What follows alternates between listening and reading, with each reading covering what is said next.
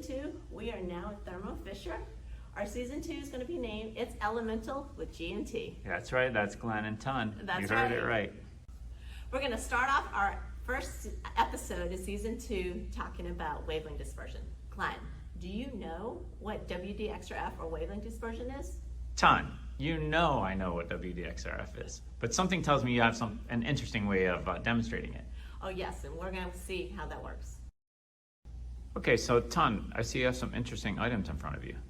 Yes, I sure do, Glenn. I have 3 laser pointers here, a red, blue, and a green, and a DVD and a CD. Oh, did our younger viewers here know what those things are there? I believe they may, but they probably never used it before. So what we're showing you here is the electromagnetic spectrum. Because we can't see the x-rays, we're going to use these laser lights to demonstrate how this works. Yeah, so your x-rays, they're on a shorter wavelength, higher energy side of the spectrum, and light is just on a different portion of that. So we can still demonstrate the principles of this, but this way you'll visually be able to see it. That's right.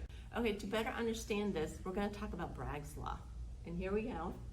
Okay, so as you can see there, right, Bragg's law is n lambda, or the wavelength, okay, is equal to 2D, and D is going to be coming from what? Our CD or our DVD, right? Not D as in DVD, but the spacing, so those tracks on the DVD or the CD, they are more closely spaced on a DVD, it holds more data, or farther apart on a CD, which doesn't hold as much data. Well, that's just the right kind of probe for the visible light that we're doing to the wavelengths of red or the blue light. Red. As you can see there, we have the different kind of wavelength chart there. So we have 700 nanometers for red and 400 for like a purple. And so we have lasers that match those. Well, the right size probe in terms of diffraction is going to be, or our D spacing is going to be our CD or DVD. Same kind of principle. We're in our WD system, but we're using crystals instead of CD and DVD, and we have X-rays, different wavelength. Okay, so we dimmed the lights down just to show a better demonstration of the light show here.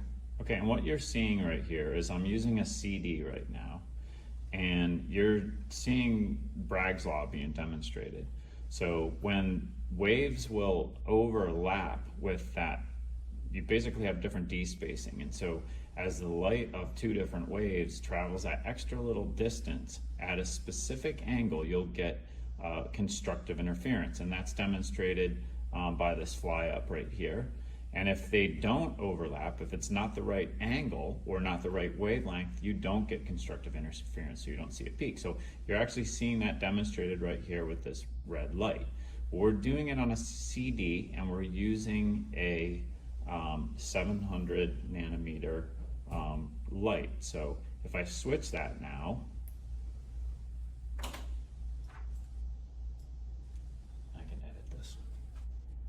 if I switch that to a blue light, you'll see that's closer spaced in, right? So it's still a CD, but it's a closer angle. Okay, so now that you understand Bragg's law, what we're going to do is show where, let's say I just use the same color light, right, the same wavelength, but I'm going to change crystals.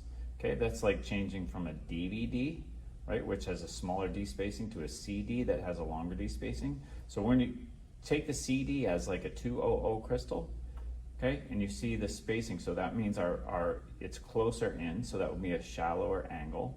Okay, but if we switch to a DVD, which has a smaller D spacing, that's like going to 220 crystal, and you see it spread out farther. It has a higher angle, and that's just like what's happening in your system. So that would be changing crystals, okay, and then we've already demonstrated changing wavelength. We hope you liked our first episode of season 2 of It's Elemental With G&T. And stay tuned for more episodes. And remember to click the link in button.